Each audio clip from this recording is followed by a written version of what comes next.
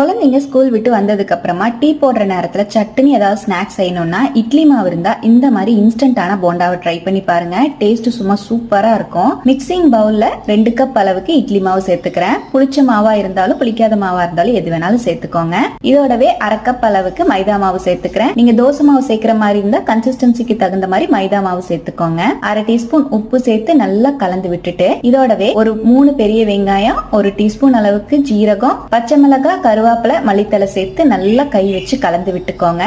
மாவோட கன்சிஸ்டன்சி இந்த மாதிரி தான் இருக்கணும். நம்ம எடுத்து எண்ணெயில் போடுற மாதிரி கரெக்டாக மாவை ரெடி பண்ணிட்டு நல்லா சூடான ஆயிலில் உங்களுக்கு தேவையான சைஸுக்கு போட்டு போண்டாவை போட்டு பொரிச்சு எடுத்துக்கோங்க. நல்லா கோல்டன் கலர் வந்ததுக்கு அப்புறமா வெளியே எடுத்துட்டு சுட சுட டீயோட தேங்காய் சட்னி வச்சு சர்வ் பண்ணி கொடுங்க. குழந்தைங்க அவ்வளோ சாப்பிடுவாங்க.